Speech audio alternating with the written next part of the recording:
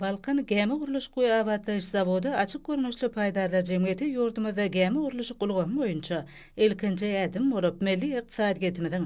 Şol sana yurdumyzyň deňiz derýa ulaglary podogynyň ösmegine uly goşunty goşýar. Zawodyň öýrümçilik kuwaty ýylda 10.000 tonna polody işläp, halkara ölçeglerine gabat gelýän has kämil awtomatlaşdyrylan enjamlaryň peýdalanmagy bilen 4-den 6 çylly gemini gurmagy niýetlenenler.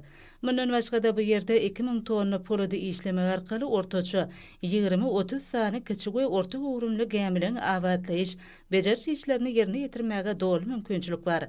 Dünýäň öňdeberji kompaniýalary tarapyndan öndürilen döwrübap enjamlar zerur bolan awtomobil ulaglary we ýük ýükleýiji enjamlary urnaşdyrylan kerhanaň dolandyrma ulgamyna gemi dizaýny, taslama dolandyrylşy üçünçilik, bejeriş önümçilik, teňge hyzmat ediş, hil we zähmet howpsuzlygy bilen bagly bölümlerde işler utgaşyklanyp barilýar.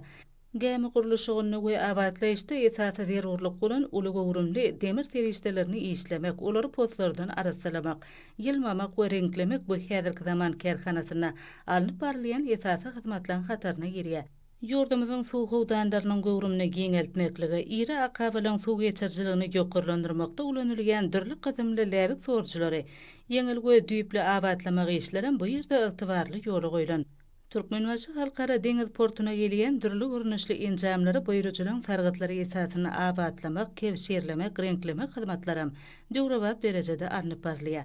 Mundan başga da ol deňiz ýeňişligine ýük taşıyan, geologik gatna diýen gemileri, nebit we beýleki işlerde ulanylýan dürli hyzmat edici gemileri, ýüzüji terişdeleri teňki taýdan gözüni geçirmek işlerini üstünlikle alyp barýar.